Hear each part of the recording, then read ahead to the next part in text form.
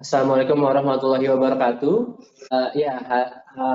Hari ini saya akan mempresentasikan mewakili dari tim COVID yang terdiri dari Dr. Endang, Dr. Sasmayani, Dr. Windy, Dr. Novi, dan Dr. Ria.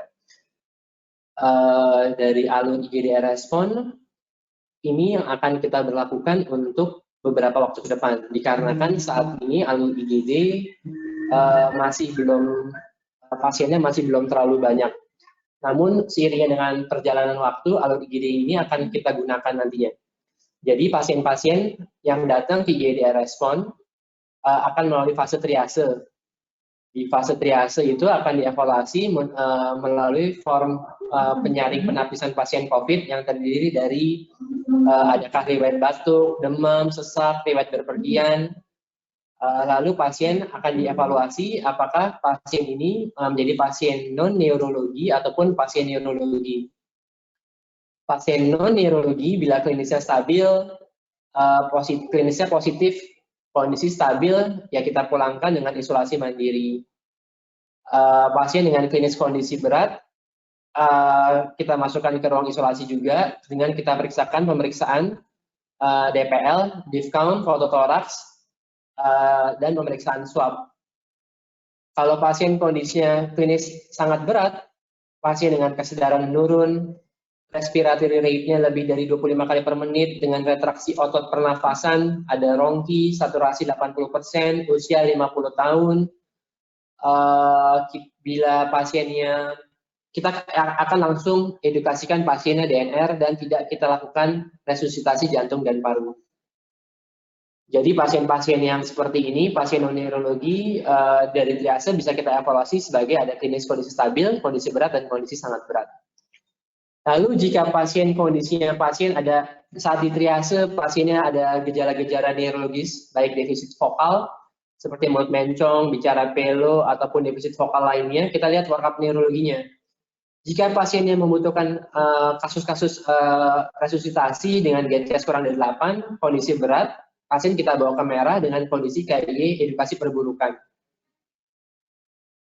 Jika kondisi pasiennya itu pasien-pasien dengan kasus neurologi, dengan status dia kecurigaan ke arah PDP, tentunya protokol tetap sama. Pasien-pasien ini yang kita curigakan ke arah PDP, protokol tetap kita periksakan darah perifer lengkap, diff count, dan serta pemeriksaan swab.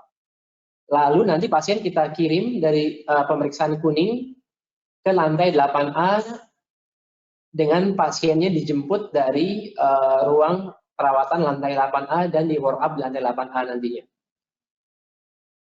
Lalu jika pasiennya kasus neurologi datang dengan pasien dengan tanpa gejala ataupun pasien ODP dengan kondisinya ringan, berat, pasiennya akan di-assess oleh DPJP on-site neurologi di lantai 5. Di sana pasien akan dievaluasi, pasien-pasiennya perlu masuk ke SCU, HCU, atau ranah biasa setelah mereka di-assess oleh dokter jaga on-site di lantai 5 ruang neuro on-site.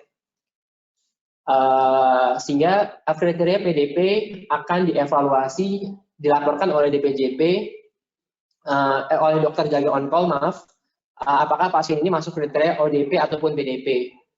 Namun yang saya perlu titik beratkan di sini adalah ada dua tadi yang sudah didiskusikan oleh teman-teman dan Dr. Musid juga.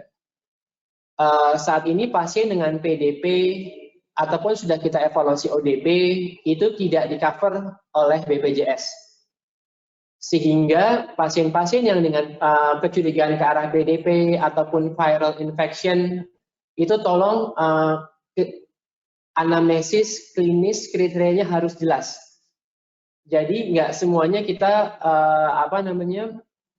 kita harus benar-benar selektif sekali untuk memilah ini kecurigaan pasien ke arah PDP atau bukan, berdasarkan klinis, laboratoris, dan radiologi. Itu yang pertama. Yang kedua, sehingga evaluasi pasien-pasien ini dapat didiskusikan oleh tim COVID dan radiologi. Nah, dari tim radiologi pun juga ketika akan membuat interpretasinya, mohon disertakan saat di lembar ekspertise yang kita bisa baca secara online, tolong ada nama ya DPJP radiologinya, sehingga kita bisa berdiskusi antara DPJP neurologi yang jaga onsite, tim COVID yang terdiri dari 5 orang tersebut, dan tim radiologi. Sehingga ada pembahasan pasien ini lebih baik kita anggap sebagai pasien neurologi dengan PDP atau benar-benar neurologi saja dengan tanpa gejala gitu, atau neurologi dengan gejala-gejala pasien-pasien yang non-COVID. Bagaimana dengan kasus-kasus neurologi dengan stroke? Karena kebanyakan pasien kita pasien-pasien stroke yang akut di Rumah Sakit Pusat Otak dengan kasus terbanyak. Pada pasien-pasien dengan saat ini mungkin secara alurnya belum kita buat lebih lengkap lagi. Namun pasien-pasien yang dengan stroke tetap saja protokolnya itu kita lewati dulu dari awal. Apakah ini ada gejala-gejala form itu kita lewati, adakah batuk, demam, sesak. Karena begitu itu ada, itu akan membuat waktu akan berjalan lebih panjang lagi. Sehingga pada pasien-pasien stroke yang dengan akan rencana pemberian trombolisis, pemberian obat RTPA itu kita tunggu sampai hasil labnya keluar dahulu. Karena begitu pasiennya akan kita trombolisis, menentukan pasiennya akan dirawat di ruang SCU biasa atau SCU yang di lantai 8. Itu yang pertama. Yang kedua adalah pasien-pasien yang dengan kecurigaan ke arah stroke yang protrombektomi. Pada pasien-pasien yang sudah dievaluasi apakah ini PDP ataupun bukan, jika pasiennya PDP, pasiennya tidak dapat dilakukan tindakan trombektomi, dikarenakan itu dilakukan di ruangan cath lab, yang itu tidak bisa kita lakukan selama pasien-pasien dengan stroke dengan kecurigaan ke arah PDP. Oke, atas perhatiannya saya ucapkan wassalamualaikum warahmatullahi wabarakatuh.